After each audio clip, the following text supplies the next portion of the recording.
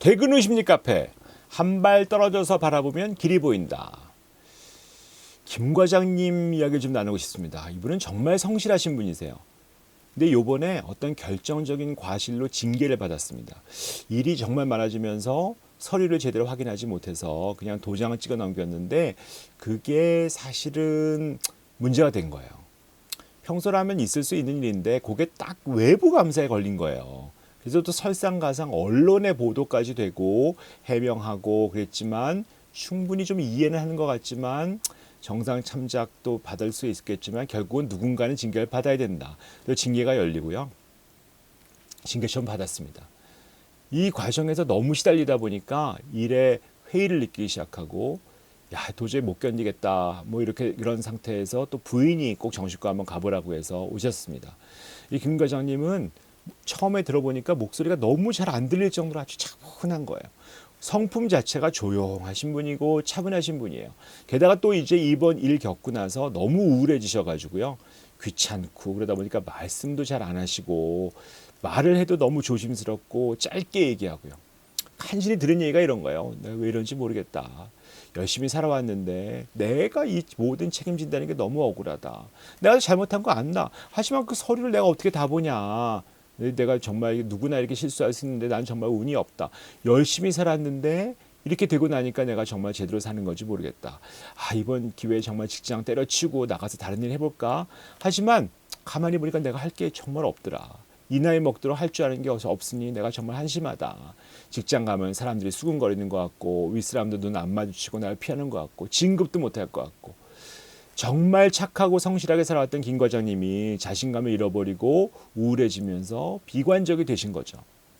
체중도 줄고 식사도 잘 못하시고 잠도 못 주무시고 가슴이 답답하고 모든 우울증 증상이 나온 거예요. 이 우울증이 한번 오고 나면 생각의 체계가 바뀝니다. 부정적인 생각이 확 들어버리거든요. 우울하지 않을 때는 생각하지 않았던 그런 생각들, 우울한 분들이 자살이라고 하는 생각 선택을 할까요? 세상의 모든 것들이 부정적으로 보이기 때문입니다. 우울증에서 빠져나온다면 해결할 수 있을 것인데도 불구하고 세상 자체가 너무나 부정적으로 보이기 때문에 나는 죽지 않으면 끝나지 않을 것 같다는 그런 생각을 하시는 거죠. 이 김 과장님하고는 면담 자체가 쉽지 않았어요. 워낙 우울해져가지고 침체되어 있고 귀찮아하고 치료 받아봐야 무슨 소용이냐. 그래도 이제 우선 잘 모르겠으니까 우선 항우울제나 좀 먹자라고 해서 약을 좀 드렸더니 조금 잠도 주무시고 식사도 좀 하시고 그러면서 조금 기운이 나셨어요. 좌절감, 상실감 이런 것 때문에 너무 힘드셨는데 한 발 좀 떨어져 보자. 이 상황을 그래도 본인이 이겨낼 수 있게 하지 않았을까? 이 김 과장님이 20년 넘게 그래도 공공기관에서 일을 했는데 대단한 거 아니냐? 사실은 대단한 거라 아니냐? 이 말씀에 반응하셨더라고요. 사실 대단하신 거거든요. 한 직장을 20년 이상 다녔다는 건 정말 쉽지 않습니다. 그만두고 싶은 유혹도 있을 거고 어떤 위험한 순간도 있었지만 잘 버텨내신 거거든요. 이게 어떤 좌절을 겪었다고 해서 내가 늘 인생이 끝나는 건 아닙니다. 정말 이 김 과장님이 잘못해서 문제가 생긴 게 아니고 일종의 사고를 당한 거잖아요. 사실 어떻게 보면 사고라는 건 누구한테 일어날 수 있는 일이고 길 가다 보면 차에 치일 수도 있고 뭐 간판 떨어져서 머리 다칠 수도 있는 거고 운이 나쁜 것뿐이죠. 그래도 사고는 당했지만 죽진 않은 거죠. 그런데 이것을 사고를 당했으니 난 여기서 인생을 멈춰야 되겠다고 생각하시는 것은 정말 틀린 것이죠. 그래서 우울 증상 조금 나아지면서 부정적인 생각에서 조금 벗어나기 시작하면서 결국 견디시면서 나아지기 시작하셨거든요. 김 과장님이 조금 좋아지시면서 하신 말씀이 있습니다. 난 다 잃어버렸다고 생각했다. 하지만 여전히 아직도 많은 것을 내가 가지고 있다는 걸 알겠다. 주변 사람들이 내가 능력 없다고 손가락질하는 것 같았지만 사실은 정말 김 과장 운이 없었다라고 여긴다는 걸 알게 되었다는 거죠. 이 부정적인 생각이 한번 오면 거기에 갇히는 수가 많이 있습니다.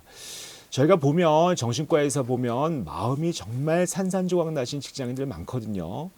여러 가지 문제가 너한테 오고 그것 때문에 아파하십니다.